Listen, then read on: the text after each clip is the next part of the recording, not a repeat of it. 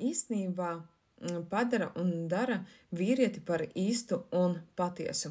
Un šeit uzreiz rodas tādas kā diskusijas tieši 23. februārī. Un tad, kad cilvēki atzīmē šos datumus un cilvēki, kuri atzīmē 11.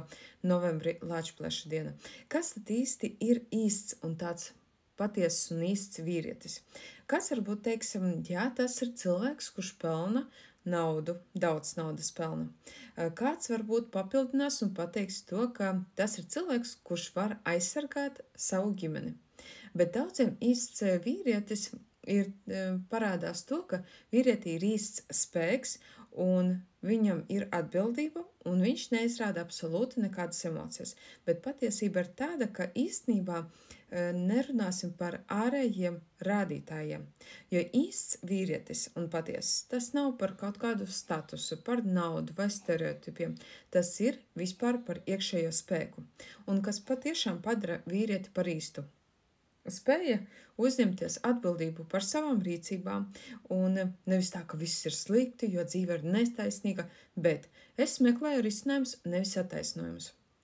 Nākamais – emocionālā brieduma spēja. Spēja atzīt savas jūtas, nevis slāpēt tās tādas kā ar augstuma maskas.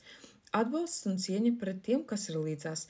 Īsts spēks tas nav tāda kā konkurence un kontrolēšana, bet tā ir cieņa pret citu robežām un jūtām. Nākamais – spēja būt ievainojumam. Vīrietis, kurš nebaidās parādīt savu vaimu, patiesībā ir neticami spēcīgs iekšēji, tāpēc, ka viņa spēks un balss ir viņā iekšpusē. Un tā jau ir dziļa pārliecība pašam par sevi, un tas ir tāds kā apliecinājums. Godīgums un uzticība saviem principiem. Nevajag, tā teiksim, piekopt kaut kādas savas cerības, bet sekot savām vērtībām. Tas ir patiešām tāds īsts briedums un spēks.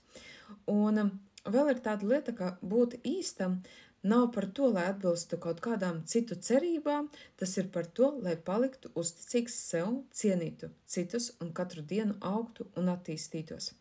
Un droši šeit uzrakstat komentāros jautājumu sievietēm, ko jums nozīmē īsts un patiesas vīrietis. Un kādu vīrieti jūs vēlētos redzēt sev blakus. Un tieši tāpat arī jautājums vīriešiem. Ko priekš jums nozīmē būt īstam vīrietim? Rakstat šeit komentāros, labprāt izlasīšu viņus un dalieties savos viedokļos. Tiekamies jau citos video.